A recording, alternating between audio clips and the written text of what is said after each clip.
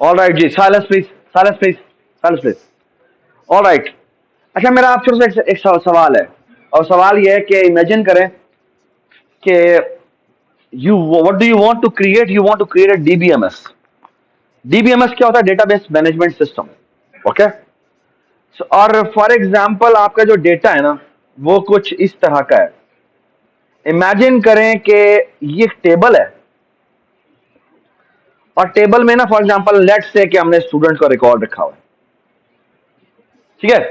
और स्टूडेंट के रिकॉर्ड के अंदर क्या होता है? नेम होता है, रोल नंबर होता है, ठीक है, उसके मार्क्स वगैरह होते हैं। आई डोंट नो आपने टेबल्स वगैरह, वैसे तो आप डेटाबेस के कोर्स में जाके पढ़ेंगे। अभी हम सिंपल सा काम करते हैं, लेट्स से उसका सीजीपीए है, ठीक है, उसका एड्रेस है, ठीक है, वगैरह वगैरह, दो तीन एट्रीब्यूट्स के और पड़े हुए हैं। वैसे तो बहुत सारा एट्रीब्यूट होती हैं, लेकिन लेट्स से कि ये चीज है, ठीक है। अच्छा, अब ना मैं आपसे सवालात करता हूं, और सवालात ये हैं कि इमेजिन करें कि मैंने कुछ इस डेटा को, ये इतना बड़ा डेटा है, ह्यूमंगस डेटा है, और ये जाके ऑफ कोर्स मैंने रखना है किस पे? अपने ओएस पे जाके रखना है, अपने हार्ड डिस्क पे जाके रखना है, अपने हार्ड डिस्क पे जाके इसको फिजिकली प्रेजेंट करना है, ठीक है। ये जीबी में डेटा पड़ा हुआ है, ठीक है। And what do I want to do? I want to build a database management system such that कि वो बैकएंड पे चीजें कैसे स्टोर हुई हमें नजर ना आए, लेकिन हम इस तरह की क्यूरीज कर सके। फॉर एग्जांपल हम इस तरह की क्यूरीज कर सके कि जी सेलेक्ट स्टार फ्रॉम स्टूडेंट, ठीक है। लेट्स से मैं कहता हूं where CGPA is let's say greater than 3.3। तो लेट्स से ये वो ऑल एलिजिबल कैंडिडेट्स की लिस्ट है जो टीएस के लिए हमारे यहाँ होती है। ये बात समझ आई?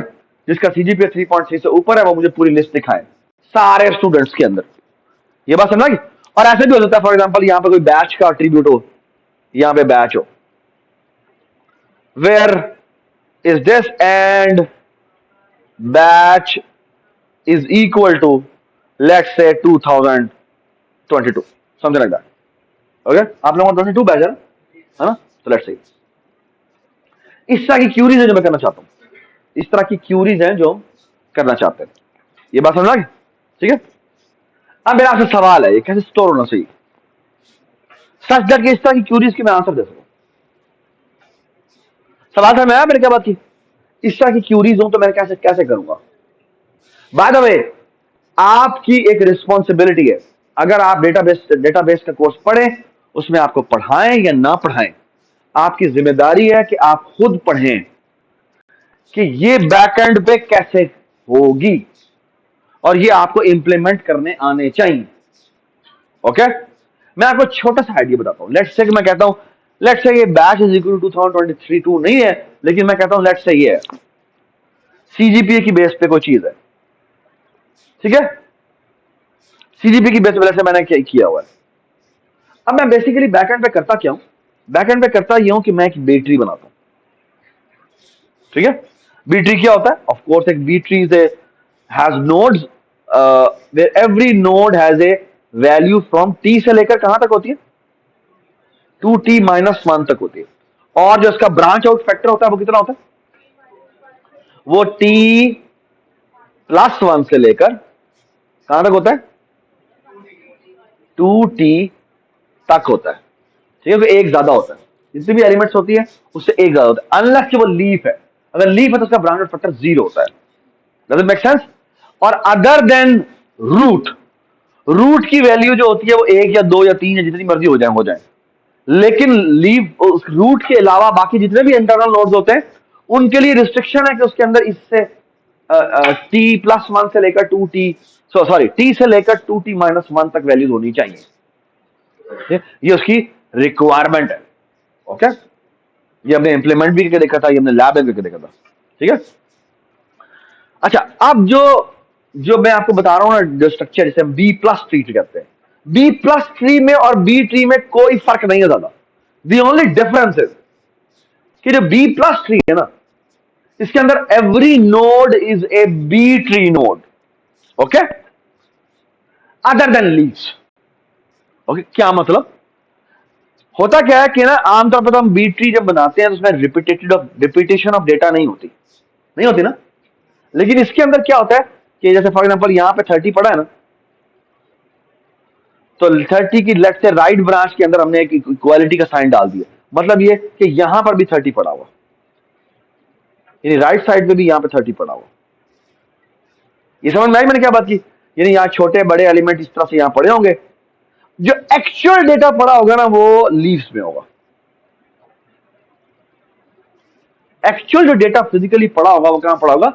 लीव्स में पड़ा होगा। और एक बहुत बड़ी जरूरी बात, वो जरूरी बात ये है कि अगर मैं लीव्स को यहां पर देखूं ना, तो ये पहला नोड है, लेट्स से ये दूसरा नोड है, ये तीसरा नोड है। और by the way I hope you all remember कि जो लीव्स होते हैं वो सारे के सारे सेम लेवल पे होते हैं, क्योंकि उसकी जो ये परफेक्टली बैलेंस होता है। ओके ना लीव। और ना एक बड़ी इंपॉर्टेंट बात ये होती है कि बी प्लस ट्री के अंदर कि यहां का जो नोड है ना वो अपने अगले वाले को जानता होता है, और यहां का जो नोड है वो अपने अगले वाले को जानता होता है। यहां का जो नोड होता है वो अपने अगले वाले को जानता है। मतलब कि जो लीव के नोड्स पड़े हैं वो सारे आपस में कनेक्टेड होते हैं, वो सारे आपस में कनेक्टेड होते हैं। That's the most essential part. और अब मैं आपको मजे की बात बताता हूं। लेट्स से आपको कहा जाए कि मैंने डेटा ढूंढना है जिसका सीजीपीए 3.3 से ऊपर होना चाहिए और लेट्स से 3.8 से कम होना चाहिए। What will you do?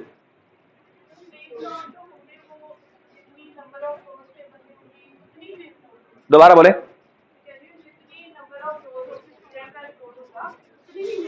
तो बेसिकली होता क्या है कि जो एक्चुअल डेटा और जो मैंने ऊपर बताया ना स्टूडेंट का रिकॉर्ड वगैरह पड़ा हुआ है, वो ना पड़ा होता है यहां पे। एक्चुअली ये जो लीव्स होते हैं इसके आगे पॉइंटर्स पड़े होते हैं जो एक्चुअल रिकॉर्ड की तरफ पॉइंट कर रहे होते हैं। अब रिकॉर्ड तो बहुत बड़े बड़े हैं, लेकिन जो ये ट्री बना हुआ है की के ऊपर बना हुआ है। और की क्या है? की सीजीपी है, या रोल नंबर है, या बैच नंबर है, समथिंग लाइक दैट। ये बात समझ? अब कीज इतनी ज्यादा नहीं होती, लेकिन कीज की बेस पे सर्चिंग होती है। ये समझ में आई मैंने क्या बात की? तो बेसिकली होता क्या है कि कीज की बेस पे ये बी ट्री बनता है। ओके, और ये जो आखिरी रूट पे जो नोड्स पड़े होते हैं वो एक्चुअल नोड्स के एड्रेसेस होते हैं। मतलब ये कि जो लीफ होता है, लीफ में हर एक के आगे एक पॉइंटर पड़ा होता है। मतलब ये जो लीफ होते हैं वो थोड़े स्पेशल होते हैं इस सेंस में कि यहां पर जो की पड़ी होगी ना, लेट्स से K1, उसके साथ यहां पे एक पॉइंटर पड़ा होगा, और ये पॉइंटर पॉइंट कर रहा होगा किसके तरफ? एक्चुअल फाइल की तरफ पॉइंट कर रहा होगा कि ये रिकॉर्ड पड़ा हुआ है। I hope everybody understand. तो एक्चुअल रिकॉर्ड, ये सारा जो ट्री ऊपर बना हुआ है वो की बेस पे बना हुआ है, ठीक है। लेकिन हम एक्चुअली इंटरेस्टेड की में नहीं है, हम इंटरेस्टेड हैं उस की के साथ एसोसिएटेड पूरे रिकॉर्ड में एसोसिएटेड है ना, रिकॉर्ड में इंटरेस्टेड है। तो फॉर एग्जांपल मैं कहता हूं कि यार ऐसा करो कि ऐसे बंदों के एड्रेसेस ले आओ जिसका सीजीपीए 3.5 से ऊपर है। उसका एड्रेस भी ले आओ, उसके फादर का नाम भी ले आओ, और फलाना ये वो लोग हैं जो डीन लिस्ट में आने हैं, इनके पेरेंट्स को हमने इन्फॉर्म करने के कंग्रेचुलेशन वगैरह वगैरह वगैरह। ये समझ में आएगी बात? ठीक है। तो एक्चुअल रिकॉर्ड, तो ये जो ट्री बना हुआ होगा, जो बी प्लस ट्री बना होगा, ये किसकी बेस पे बना हुआ? की बेस पे बना हुआ होगा। लेकिन जो एक्चुअल रिकॉर्ड की इंफॉर्मेशन होगी वो कहां होगी? वो यहां पर होगी, लीफ पे होगी, और इधर की रेप्लीकेट होती है। क्यों? क्योंकि अगर फॉर एग्जाम्पल यहां पे 30 मिल गया तो 30 रिकॉर्ड असल में कहां पड़ा है? वो तो लीफ पे पड़ा है जाके। तो एक्चुअली 30 होगा मैं राइट साइड पे आऊंगा, 30 होगा मैं राइट साइड पे आऊंगा। अगर उनकी भी मिल गई है तो मैं राइट साइड पे होता आऊंगा। I hope everybody understand this. समझ में आई बात? और इस तरह मैंने आगे पीछे आते होता है ना, जब तक कि वो कहां ना पहुंचे, लीफ पे ना पहुंचे। जब लीफ पे पहुंचेगा तो 30 के साथ क्या पड़ा होगा? उसका पॉइंटर पड़ा होगा, हाँ भाई ये वाली फाइल है, वो उठा लो जाके, वहां पर रिकॉर्ड पड़ा हुआ है। I hope everybody understand this. ठीक है, सो फार सो गुड। तो आपने अभी बी प्लस ट्री को, अपने बी ट्री को मॉडिफाई करना है सच कि वो की बेस पर बनता है, लेकिन उसके जो लीफ नोड्स है उनके आगे क्या पड़े हुए हैं? पॉइंटर्स पड़े हुए हैं। ये बात समझ? और आपसे रेंज क्यूरी पूछी जाएगी किसी भी एक एट्रीब्यूट की बेस पे। लेक्चर स्टूडेंट के रिकॉर्ड के लिए आप बना दें, और एक्चुअली रिकॉर्ड आपका कहां सेव होगा? लीज में सेव होगा, किसी फाइलों में पड़ा हुआ, यार ये वाला फलाना रिकॉर्ड पड़ा हुआ है, इसका फलाना रिकॉर्ड पड़ा हुआ है। लेट्स से स्टूडेंट के रिकॉर्ड पड़े में उससे पूरी इवन इंफॉर्मेशन के फलाने कोर्स में ये पड़ा हुआ था, फलाना कोर्स का इसके फलाने ईयर का ये रिकॉर्ड था, वगैरह वगैरह वगैरह वगैरह। ये बात समझना कि वो सारे रिकॉर्ड जो पड़े हुए हैं वो वहीं पर पड़े हुए हैं. Does it make sense? So far so good. I hope everybody appreciate, and I hope everybody appreciate कि इस आइडिया के अंदर जो इंपॉर्टेंट बात है वो ये है कि ये जो नोड्स हैं इन पर रिकॉर्ड नहीं पड़े हुए. इन पे क्या पड़े हुए? इन पे कीज पड़ी हुई. ओके. जो एक्चुअल रिकॉर्ड पड़े हुए हैं वो कहां पड़े हुए हैं? वो लीफ पे पड़े हुए हैं. ओके. और लीफ पे कीज तक आप पहुंचते हैं जिस रेंज में आप इंटरेस्टेड होते हैं. उनके पॉइंटर्स के थ्रू आप वो फाइलें उठाते हैं और फाइल उठा के जो भी रिकॉर्ड कंपाइल करना है वो रिकॉर्ड कंपाइल करते हैं. हाँ? उसके आगे सारी फाइलों को देखना पड़ेगा. अब क्योंकि ये सारे आपस में कनेक्टेड हैं, ये सारे आपस में लिंक लिस्ट की तरह कनेक्टेड हैं, तो एक्चुअली होगा क्या कि मैं यहां से एक ट्रांसफर कर सकता हूं. उससे जीपी की बेस पे होगा. ठीक है. अगर मैं लीफ को देखूं ना, इंटरनल जो लीफ को देखूं तो लीफ सॉर्टेड होते हैं. ये बात समझ. So actually, the nice thing about this B plus tree idea is I can do sequential structure as well. मैं sequentially भी मूव कर सकता हूं. ये बात समझ. जितने भी मुझे रिकॉर्ड रीड करने में इंटरेस्टेड होगा. ये बात समझ. जितने भी डेटाबेसेस है वो सारे बैकएंड पे B plus tree होता है. ये जो आपने डेटाबेस का कोर्स पढ़ना है ना जाके, उसमें एक्चुअली आपने यही चीज की रिफाइनमेंट्स पढ़नी है कि कैसे वो इंडेक्सिंग करता है, कैसे वो व्यूज बना के रखता है, कैसे वो फास्ट करता है. These are really important questions. Okay. और अगर ये चीजें आपको पता हो तो आप एक्चुअली बड़ी बड़ी जगहों पर अप्लाई कर सकते हैं. ये सारे बड़े बड़े जो डेटा, जो गूगल के डेटा पड़े हुए हैं, अमेजोन के जो डेटा पड़े हुए हैं, ये जितने भी बड़े बड़े जाइंट्स हैं आपके, उन्होंने बैकएंड पे ये सारे काम जो है वो इन बी प्लस ट्रीज के वेरिएंट्स से किया हुआ. इवन अब तो बहुत सारी चीजें और निकल आ गई हैं. गूगल का तो अपना फाइल सिस्टम है, वो भी पूरा इसी की एक बड़ी जबरदस्त सी रिफाइनमेंट है. बिग टेबल्स कहते हैं. ठीक है. अब तो शायद उन्होंने नाम भी चेंज कर दिया हो. ठीक है. That's a very fine thing to read. ठीक है. सो आपका काम क्या है? आपका काम ये आपने एक टेबल इंप्लीमेंट करना है. यानी एक प्रॉपर्टी की बेस पे आपने बी प्लस ट्री बनाना है और आपसे रेंज क्यूरी पूछी जाएगी और वो रेंज क्यूरी का आपने आंसर देना. ये बात समझ. ठीक है. All right. Now let me talk about something really special. Okay. अच्छा. This is a story about in. नहीं, please.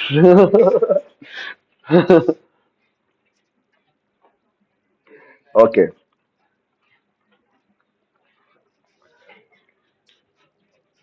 अच्छा. सवाल क्या है?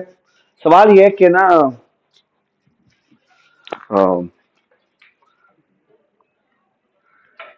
आई थिंक ये इन 1952 की बात है. ठीक है. ये जमाने की बात है जब हार्ड डिस्क इतनी बड़ी बड़ी होती थी, डेटा उनमें से स्टोर हो रहा था. ठीक है. और हम करना क्या चाहते थे? अच्छा, ये सवाल ये था कि हमारा डेटा है और डेटा में काफी सारी चीजें हैं जो रिपीट हो रही हैं. And what do we want to do? हम उस डेटा को कंप्रेस करके स्टोर करना चाहते हैं. ठीक है. तो क्या करें? सो फॉर एग्जांपल ये आपकी एक बड़ी सी फाइल है. ठीक है. और इसमें बहुत सारे कैरेक्टर्स हैं. लेट्स से ए बहुत दफा यहाँ कहीं आया होगा, यहाँ आया होगा, यहाँ आया होगा, इस तरह बहुत सारा. फिर यहाँ पे बी भी बहुत दफा लेट्स से आया हुआ है. और ना, what do we want to do? We want to store this file और हमारे पास स्पेस बहुत कम है. ठीक है. So how can we store this data such that कि हमने कम से कम जगह लेनी है. ठीक है.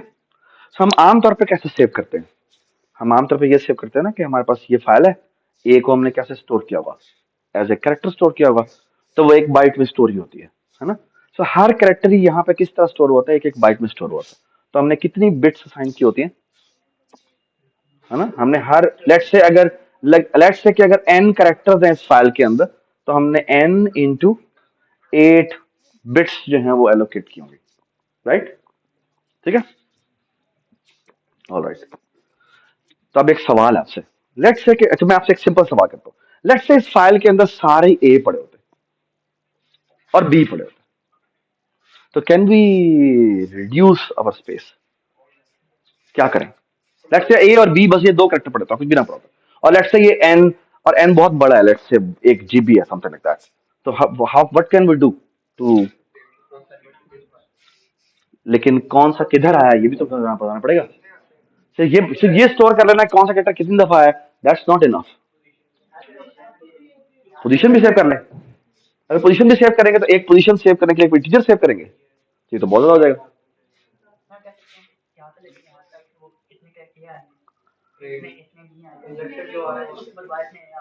तो कैसे लिखेंगे कैसे?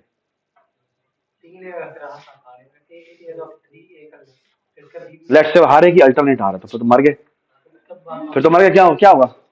एक कैरेक्टर एक इंटीजर, एक कैरेक्टर एक इंटीजर, तो ये तो बहुत ज्यादा मसला हो जाएगा, है ना? So what can we do, that's the question, है ना? क्या करें? ये आपकी फाइल है, बस 2 कैरेक्टर पड़े हुए हैं और 1 GB की फाइल है लेट्स से, तो कैसे हम इसको सही कर सकते हैं? एक बिट कर लेते हैं, क्या करेंगे? एक्सेलेंट, ठीक है। तो हम क्या करेंगे, अगर जहां जहां पे ए लिखा होगा वहां पे बिट 1 लिख देंगे, है ना? और जहां जहां पे बी लिखा होगा वहां पे 0 लिख देंगे, है ना? सवाल यह कि ये स्टोर कैसे करेंगे, हम बिट की फॉर्म में तो स्टोर नहीं कर सकते, है ना? क्या करना पड़ेगा? So there is a very nice data structure, इसे कहते हैं, लेट मी, मैं आपको दिखा देता हूँ क्या है, आपने खुद एक्सप्लोर करना है जाके। So let's say bit vector कहते हैं, STL, और ये जो आपने प्रोजेक्ट बनाना है इसके अंदर ये यूज होगा। तो मैं चाहता हूँ कि आपको इसकी, आई थिंक ये, आई थिंक बिट सेट होता है शायद, लेट मी शो यू। ये STL की इम्प्लीमेंटेशन है, आप इसको इस तरह बना सकते हैं। For example look at this,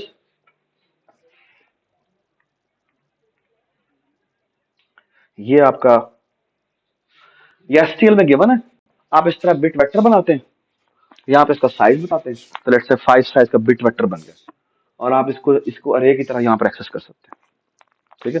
तो जिस बिट को आपने जो साइन करना है आप साइन कर सकते हैं, और इवन आप डिस्प्ले भी कराना चाहिए करा सकते हैं। लेकिन हमने क्या करना है, हमने तो बिट वेक्टर पूरा बना लिया, उसके बाद क्या करना पड़ेगा, हमने एक फाइल में जाकर राइट करना है, राइट?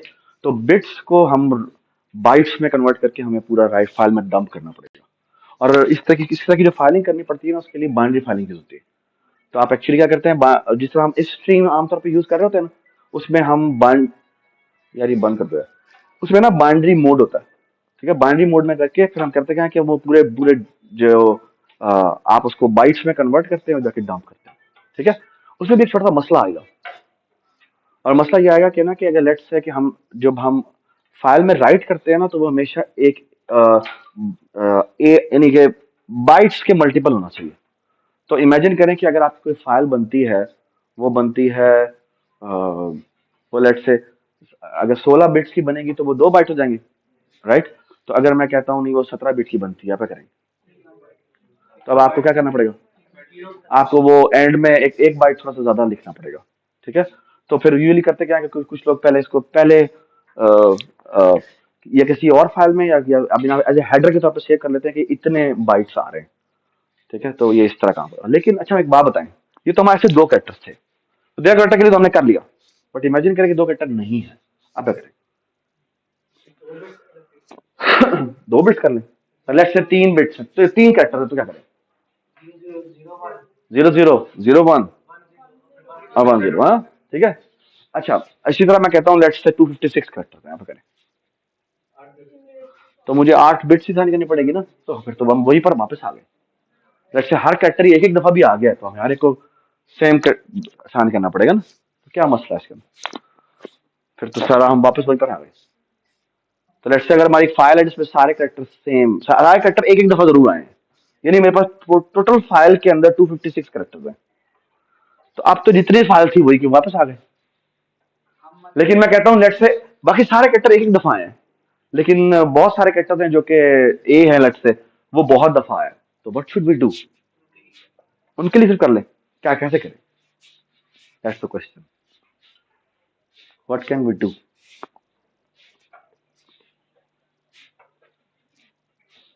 आई होप कि सवाल समझ में आया। सवाल ये है कि अब लेट्स से कि 256 कैरेक्टर्स हैं और सारे कैरेक्टर एक एक दफा लेट्स से तो जरूर आए हैं। अब हम किस तरह से उनको कोड असाइन करें? फिर क्या इसका मतलब फाइल कंप्रेशन नहीं हो सकती? That's the question. क्योंकि अगर हम इसको दोबारा उसी तरह रिप्रेजेंट कर रहे हैं जिस तरह से हमारे आज की वैल्यूज होती हैं, तो फिर तो हम फंस गए। Can we do something better? That's the question.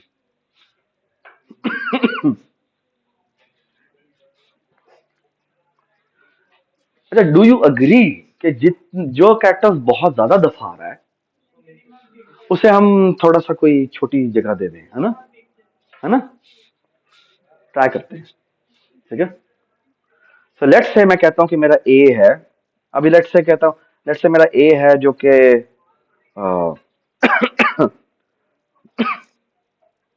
वो लेट्स से बहुत दफा है। अच्छा, मैं कहता हूँ कि मैं ना तो पहले मैं इसका स्कैन थ्रू करता हूँ एक फाइल को, उसमें ना मैं हर एक की फ्रीक्वेंसी निकाल लेता हूँ और फिर मैं कहता हूँ कि मैं उसको टोटल एन से डिवाइड कर देता हूँ, तो क्या होगा, प्रोबेबिलिटी आ जाएगी हर एक की कि वो इतनी इतनी इतनी प्रोबेबिलिटी है। तो लेट्स से मैं प्रोबेबिलिटी डिस्ट्रीब्यूशन की फॉर्म लिख देता हूँ कि लेट्स से ए जो आता है वो 0.7 प्रोबेबिलिटी के साथ आता है और जो बी आता है वो लेट्स से 0.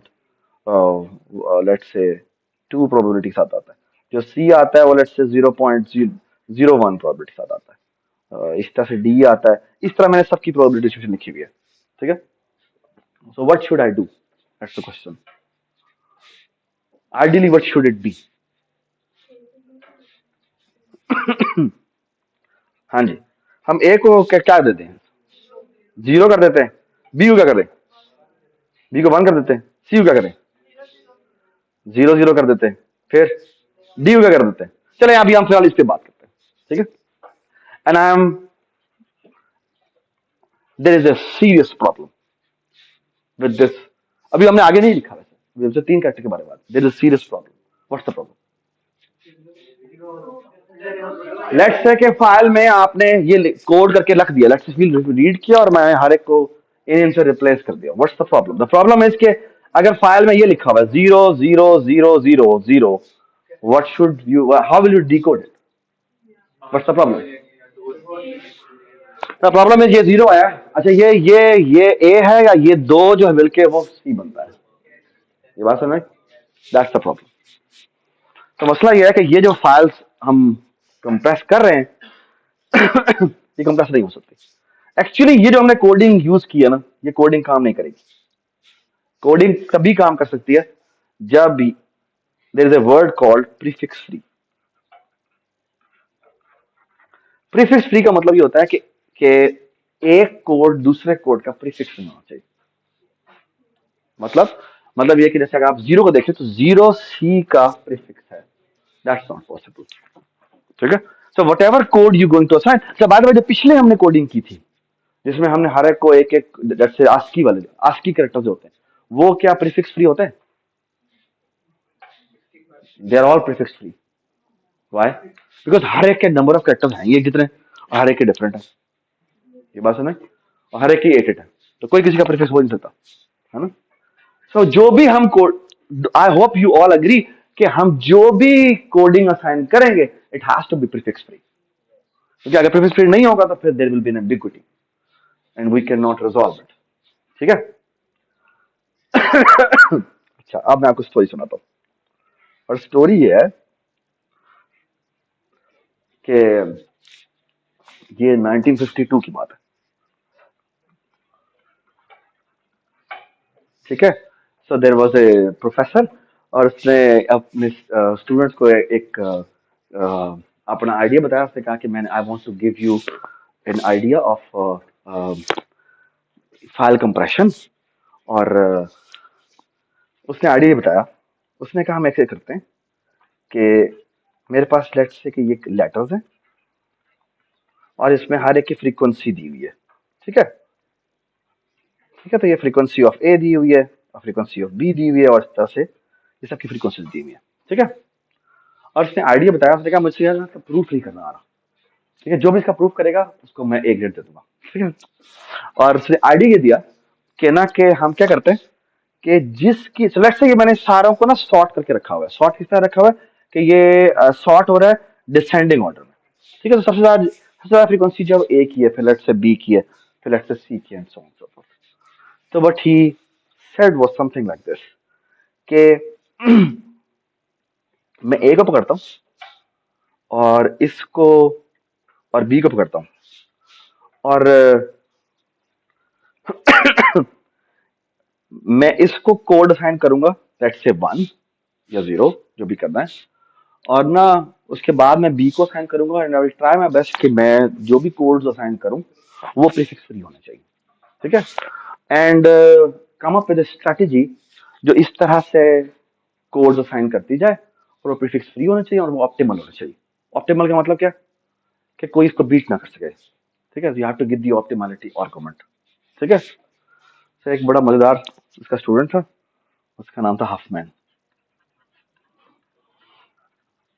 ठीक है, तो हफमैन ने क्या कहा कि ना कि अच्छा, बाद में उसने ये भी कहा कि जो ये कर लेगा ना उसको ए ग्रेड मिल जाएगा।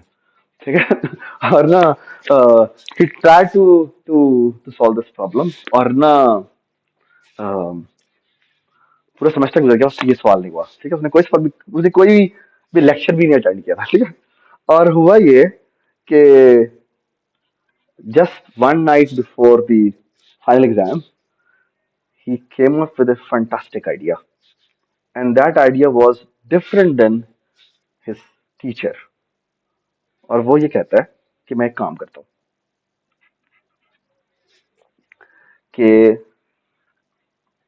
मेरे पास ये करेक्टर्स दिए हुए हैं। ठीक है, हम कुछ एग्जांपल भी ले लेंगे, ए बी सी डी, बल्कि एक काम करते हैं कि एग्जांपल कुछ कोई उठा लेते हैं। Huffman code example.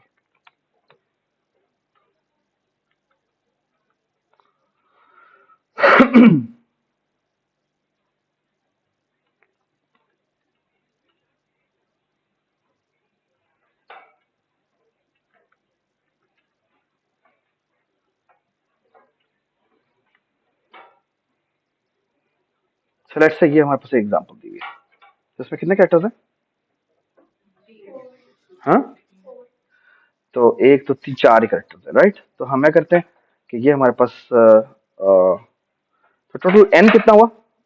तो लेट्स से कि मैं फ्रीक्वेंसी की बेस पे कर लेता हूँ। तो एक एक दिन दफा आया, एक दो तीन चार पांच दफा आया।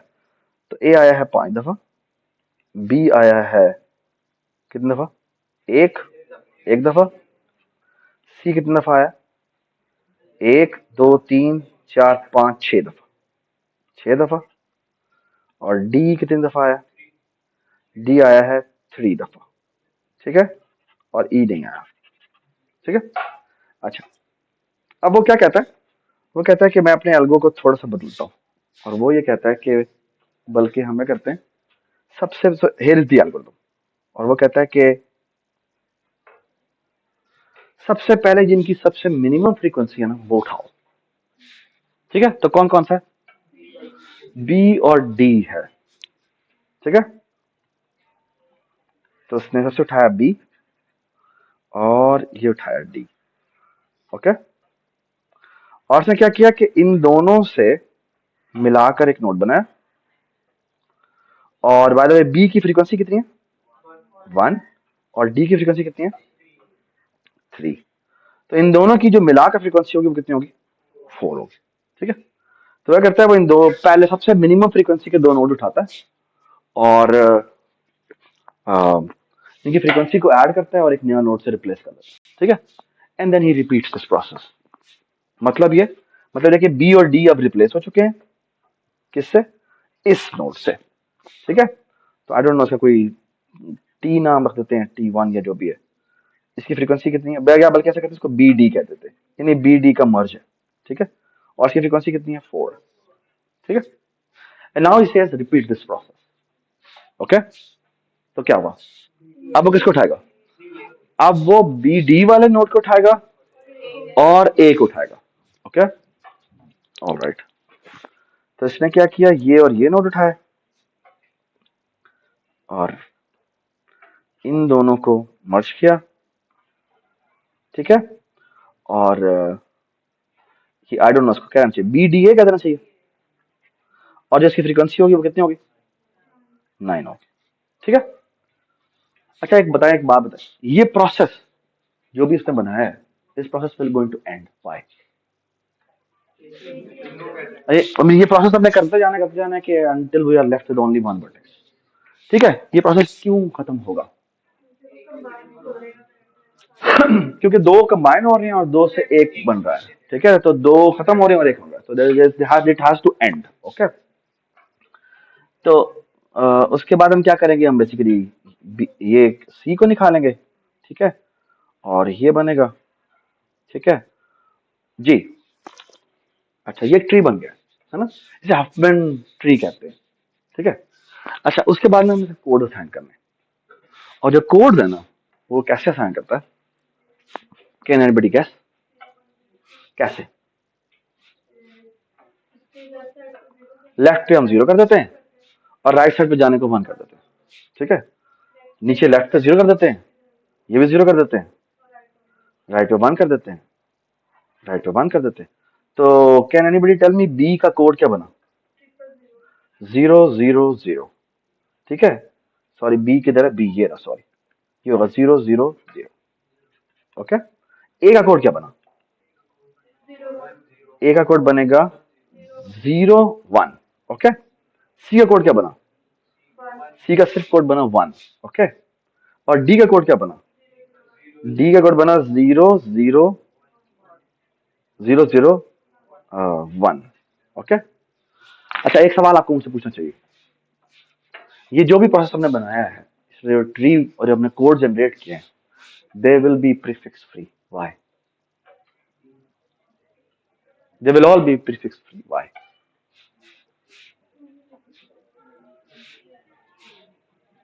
Why all these codes will be prefix free? Why?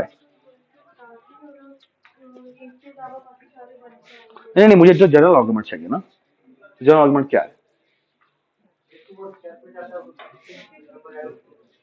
अच्छा just look at the leaves, can you see something special?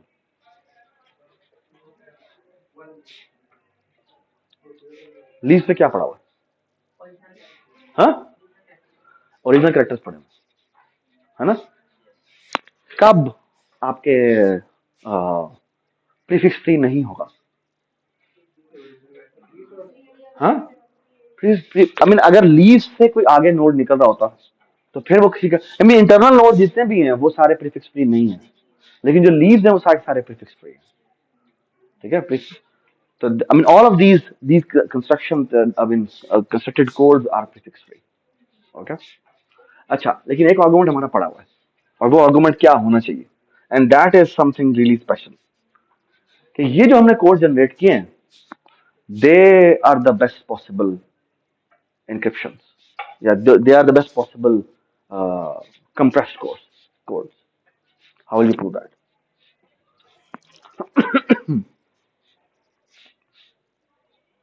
अच्छा थोड़ा सा हम थोड़ी सी डिस्कशन कर लेते हैं, जब तक आप ये थोड़ा सा सोचें। मुझे बताएं कि इस पूरे प्रोसेस में कितना टाइम लगेगा? लॉगिन कैसे जी, ये क्या है, ये है क्या चीज, यानी आप क्या, तो बेसिकली आप ये कर क्या रहे हैं, मुझे बताया ना कि आप सबसे पहले, तो बेसिकली आपने क्या किया, आपने सबसे पहले एक फाइल को गो थ्रू किया, हर एक की फ्रीक्वेंसी निकाली है जी। तो सबसे पहले फाइल को गो थ्रू करने में कितना टाइम लगेगा? ओपन हर एक की फ्रीक्वेंसी निकालने के लिए आपको क्या करना पड़ेगा, आप हैश टेबल में डालते जाएंगे। ठीक है। उसको अनऑर्डर मैप पे डालते जाए, हर एक की फ्रीक्वेंसी में प्लस करते जाए। How much time that will take? N log N queue, unorder map है तो हैश मैप है ना, तो ओ वन नहीं लगेगा, और वन लगेगा ना। तो एक्चुअली हर कैरेक्टर को आपने उठाया आगे हैश आगे आगे हैश मैप में डाल दिया। ठीक है। और काउंटर में इंक्रीमेंट कर दिया। How much time that will take? So basically आपने जो फ्रीक्वेंसी कैलकुलेशन की है वो कितनी देर में हो गई है? वो हो गई है ओ ऑफ एन में। ठीक है। उसके बाद किया आपने जी, दैट्स एन इंपॉर्टेंट पॉइंट। हमें सॉर्टेड ऑर्डर चाहिए या क्या चाहिए? हमें बेसिकली करना क्या है, हमें करना यह है कि हमने मैक्सिमम नहीं मिनिमम फ्रीक्वेंसी के 2 एलिमेंट उठाने हैं और उनसे एक नया नोड बना देना। तो बेसिकली हमने करना क्या है कि शुरू में हमारे सारे अलग अलग नोड पड़े हुए हैं। ठीक है। ये कितने नोड पड़े हुए? जितने हमारे कैरेक्टर्स हैं, ऐसे ही है, और हर एक के साथ की फ्रीक्वेंसी पड़ी हुई है। तो मुझे बताया कौन सा डेटा स्ट्रक्चर होता है जो कि यूज होता है जिसमें हम हमें मिनिमम जो निकाल के दे दे। मिन हीप, ओके। और मिन हीप के निकालने की कॉस्ट कितनी होती है? हाँ, नहीं मिन हीप से एक्सट्रैक्ट करने की कॉस्ट कितनी होती है? कैसे करते हैं? हाँ, तो हीप का डाउन भी तो करना, वो तो अपने से निकालना नहीं है, सिर्फ हमें जानना नहीं है बल्कि निकालना भी है। तो निकालने के लिए क्या करते हैं आप? हाँ, यानी बेसिकली लॉग इन लगेगी। तो बेसिकली आपको क्या करना है, आपने n एलिमेंट्स रिमूव करने हैं और हर एलिमेंट पे जो कॉस्ट आनी है वो कितनी आनी है, लॉग एन आनी है। Does it make sense?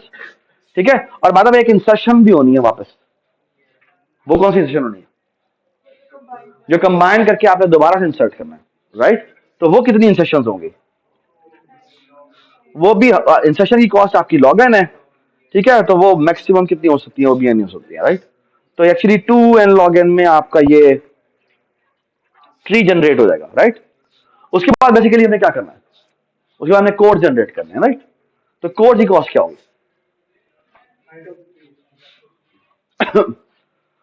Basically code generate करने की कॉस्ट क्या होनी चाहिए?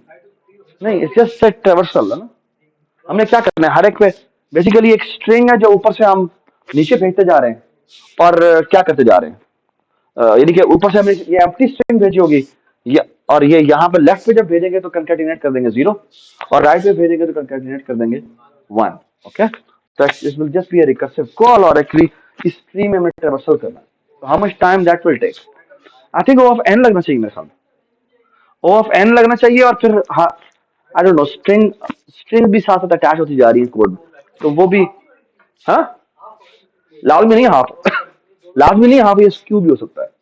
बट हमें ये पता है कि हमने एक नोड को एक ही दफा ट्रेवर्स करना, so it will not be more than O of N. लेकिन स्ट्रिंग कंकैटिनेट हो रही है ना, तो वो भी, हाँ, और वो फिर हर एक की कॉपी भी बनती है ना, तो फिर भी मेरे ख्याल में वो, अच्छा वो उसको थोड़ा केयरफुल देख लीजिएगा कि उसका क्या कम्प्लेक्सिटी बनती है। तो बेसिकली हमने ये ट्री ट्री करके हमने बेसिकली क्या किया, हर एक कोड जनरेट कर दी। अच्छा, फाइल कैसे जनरेट करें? हमने ये कोड अगर जनरेट कर भी लिए तो हमें बेसिकली फाइल को क्या करना है, कोड करना है, कंप्रेशन बनानी है, उसकी डॉट जिप फाइल बनानी है और फिर हमने जिप फाइल से उसको डिकोड भी करना है, ठीक है। तो दोनों चीजें करनी है, बताएं कैसे करें। अभी तक हमने क्या किया, अभी तक हमने बेसिकली पूरी फाइल रीड की, उनके कोड जनरेट कर दिए, ठीक है। अब हमने क्या करना है, तो वैसे बाद में कोड जनरेट करके हम क्या करें, बेसिकली एक तरीके हो सकता है कि हम हैश टेबल में ही रखते हैं कि ये की आया तो उससे करस्पॉन्डिंग ये हैश हैश होगा। तो वो अपने बेसिकली एक इंटरमीडिएट प्रोसेस जो हो रहा है, तो बेसिकली एक अनऑर्डर्ड मैप बनाया जा सकता है जिसमें कैरेक्टर के करस्पॉन्डिंग आपने एक स्ट्रिंग रखी हो जो कि बेसिकली पूरे उसके कोड्स होंगे, ठीक है। आगे बताएं क्या करें। अब हमने फाइल कंप्रेस करनी, तो क्या करना पड़ेगा? अब दोबारा फाइल रीड करते जाएं, जो कैरेक्टर आप उठाएंगे उससे करस्पॉन्डिंग उसका हैश टेबल में जाके देखिए कि कोड क्या बनता है और वो बिट वेक्टर एक बनाते जाए जिसको हम जाके क्या करते जाएंगे, बनाते जाएंगे, ऑलराइट। और जैसे ही वो 8 का मल्टीपल हो जाए उसको जाके फाइल में राइट कर दे। यूजुअली लोग ऐसे नहीं करते, लोग ऐसे करते हैं कि 8 के मल्टी यानी बेसिकली पूरा पूरा पेज, यानी जब 1 किलोबाइट हो जाते हैं तो जाके राइट कर देते हैं, 1 किलोबाइट हो जाते हैं तो जाके राइट कर दिया जाता है, ठीक है। हाँ, बिल्कुल, हम डमी वैल्यू से रिप्लेस कर देते हैं। तो बेसिकली हम एक एक चीज तो हम सेव रखेंगे, वो ये कि हमारे टोटल कैरेक्टर्स हैं कितने, ठीक है। फिर होगा ये कि जैसे ही जितने जब हम लोड करते जाएंगे तो जितने हम जब हमारे जितने हमने एक्चुअल फाइल में नंबर ऑफ कैरेक्टर्स थे वो हमने जब डिकोड कर लिए तो हम आगे आगे रीड नहीं करेंगे, आगे हमें पता है वो डमी कैरेक्टर्स पड़ा हुआ है। तो ये हमारा हाफमैन कोड हो गया, ठीक है। अच्छा, लेकिन एक आर्गुमेंट रहता है इसका, और वो ये है कि how will you going to prove कि this is the optimal compression, you can not do better than this. हाँ जी, आपने मैथमेटिकल इंडक्शन पढ़ लिया, अब आपको इसको प्रूव करने के बारे में सोचना चाहिए। हाँ जी, कैसे करें?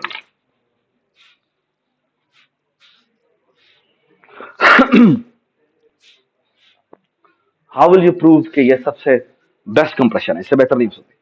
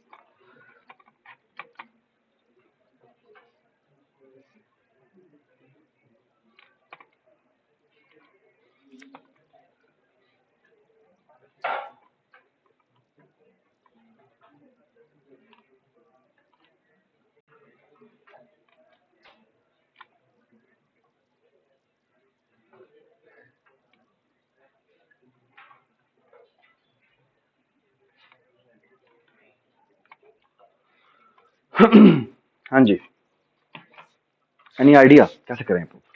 अच्छा देखिए, हमने प्रूफ जो क्लेम का है वो कितना बड़ा क्लेम है कि आप ये कह रहे हैं कि जितने भी कोडिंग पॉसिबल हैं, जो उनमें से this is the best one. यानी आप चाहे जो मर्जी कोडिंग उठा के लें, उन सबको ये बीट करेगा। That's what we have to prove. It's a very big responsibility. ठीक है, तो कैसे करें? और ये बात है भाई, ये सरमद ने भी क्लास में कुछ चीजें इस तरह की कराई हुई हैं। ठीक है, जैसे वो हमने कहा था कि जो मैचिंग निकाल रहे हैं, तो that would be the best matching. ठीक है, और उसका प्रूफ क्या था याद है आपको? जब हमने मैचिंग के लिए केस में पढ़ा था, तो हमने कहा था कि this is the best matching. How did we prove that? कि अगर लेट्स से कि कैसे हमने आर्गुमेंट शुरू किया था, and I want to start it exactly like that. हाँ जी,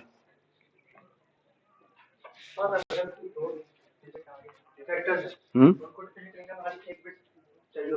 हाँ, या प्लीज बात सुने, हाँ सुन जी।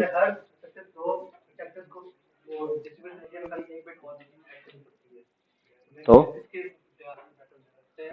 हाँ, नहीं लाजमी नहीं है कि वो, मैंने ऐसा हो सकता है कि अ, तुम दोबारा बताओ क्या कह रहे हो?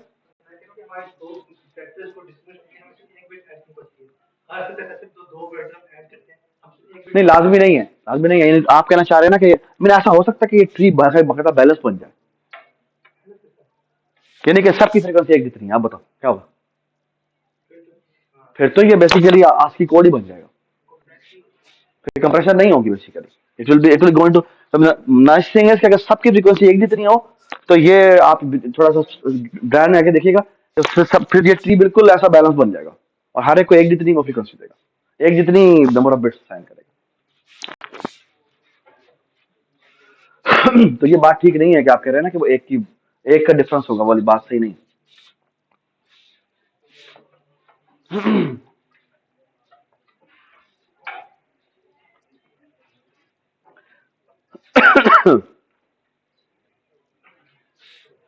ओह, ये क्या हो?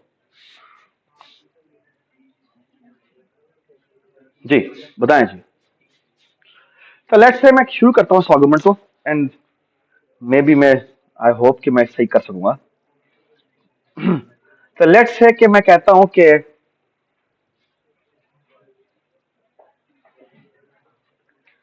हमारे पास टी एक ट्री है। ठीक है, जो क्या करता है कि अ, और ये मेरे पास लेट्स से कि ये सारी फ्रीक्वेंसीज हैं। f1 is less than or equal to f2 is less than or equal to f3 is less than or equal to f4। ठीक है, और ये मेरा लेट्स से एफ एन एथ करेक्टर है। ठीक है, तो सबसे ज्यादा फ्रीक्वेंसी जो है वो किसकी है? वो एफ एन की है। ठीक है, अच्छा। ऑल राइट, और मैं कहता हूं कि लेट्स से कि सो आप, मैं जो आपको आर्गुमेंट दूंगा ना, कुछ इस तरह का आर्गुमेंट होगा कि, and I hope you remember कि मैचिंग वाले आर्गुमेंट में हमने क्या किया था। हमने कहा था कि लेट्स से कि अगर मैचिंग अच्छी नहीं है, यानी कि देयर एग्जिस्ट अनदर मैचिंग जो कि बेहतर है उस मैचिंग से, तो हमें करेंगे कि ना कि हम उसको मैनिपुलेट करेंगे। हमें यार अच्छा तुमने तो दी थी ना, मैंने उससे भी बेहतर कर ली। ठीक है, तो मैं बिल्कुल इसी तरह के आर्गुमेंट यहाँ पर देने की कोशिश करूंगा। तो मैं कहूंगा कहना कि लेट्स से कि टी एक ट्री है जो वो जनरेट करता है, और ये सबसे बेस्ट ट्री है। ओके, और मैं कहता हूँ नहीं, देयर एग्जिस्ट अनदर ट्री जो कि लेट्स से एच है, जो कि जो कि इन्हीं फ्रीक्वेंसीज को देखता है और कोई और कोड्स असाइन करता है। ओके, तो लेट्स से कि मैं कहता हूं कि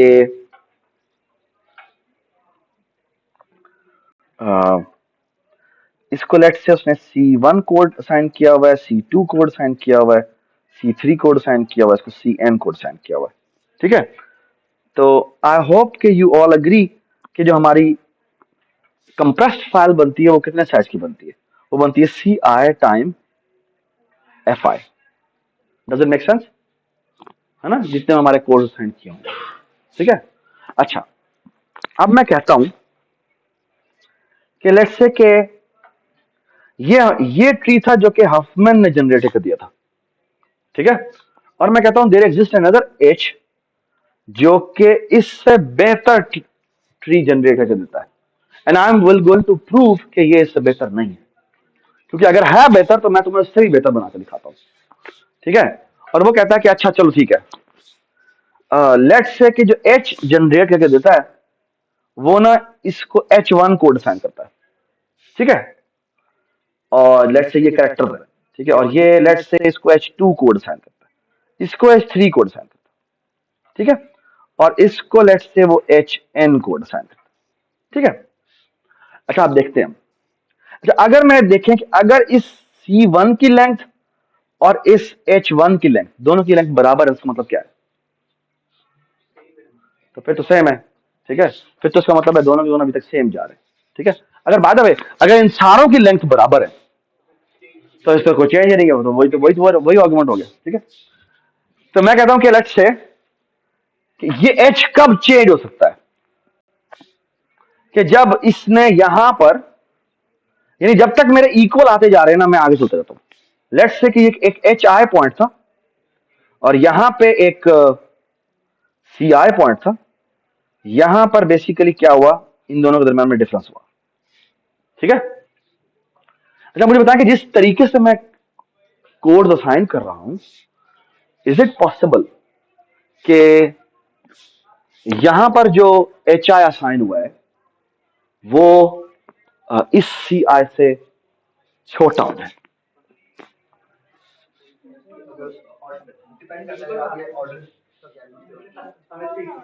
सॉरी, इक्वल आ सकता है और ग्रेटर भी हो सकता है। अब हो सकता है ग्रेटर कर, अगर वो ग्रेटर करे तो क्या हो, छोटा नहीं हो सकता, क्यों?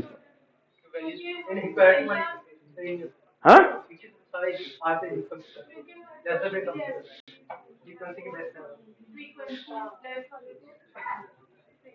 अगर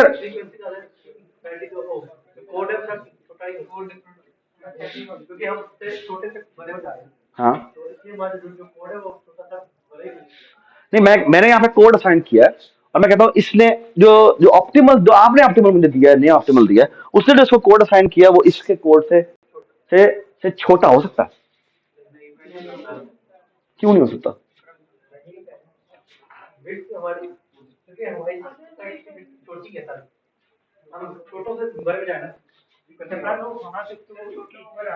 हाँ,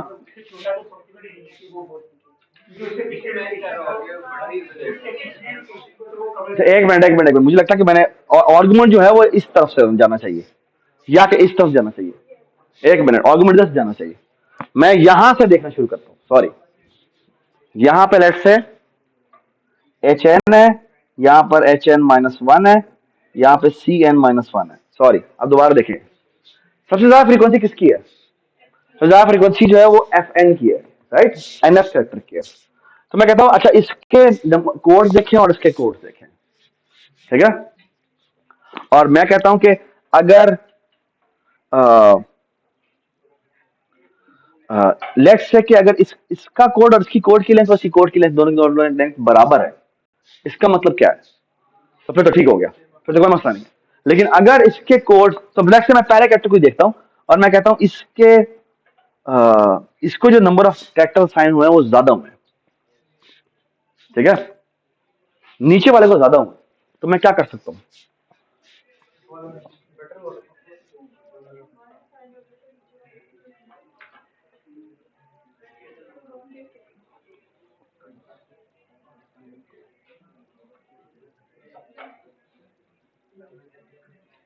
Sabar, can you give the argument? I am lost. हाँ, Yes, yes, sir.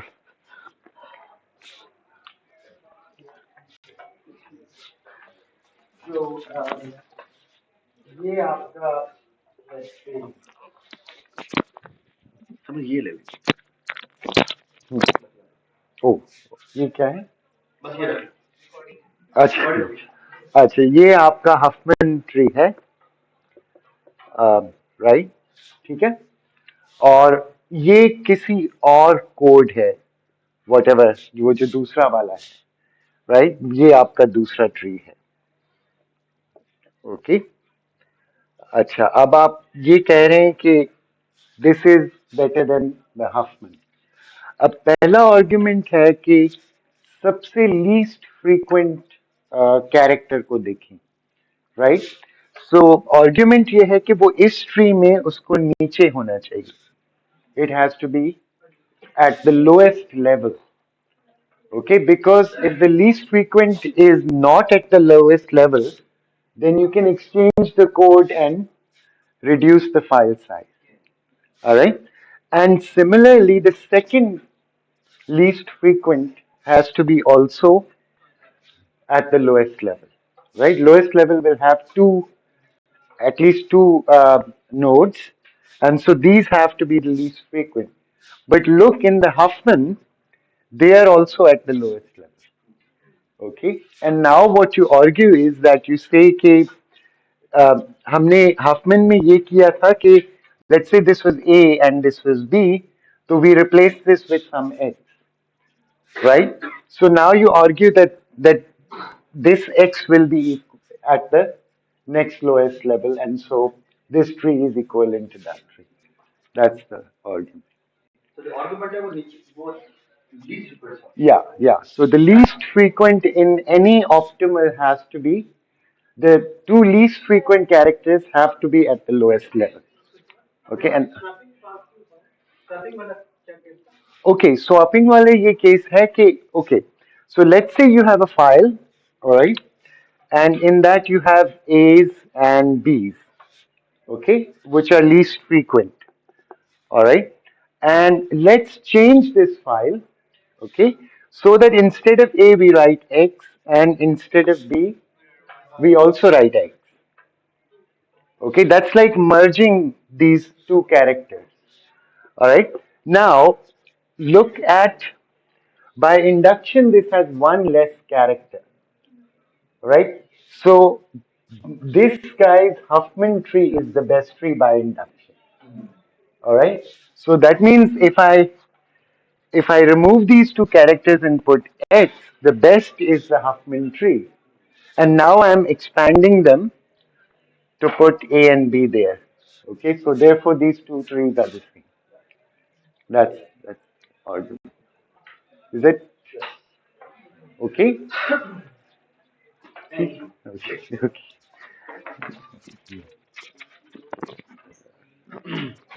Oh, we can record it. हाँ जी। चलिए ठीक है, थैंक यू। अच्छा, ये आज का लेक्चर जस्ट इतना ही था। और अब जो इम्पोर्टेंट बात है वो ये कि कल की जो नेक्स्ट क्लास है उसमें I will going to share the final project. जी जी।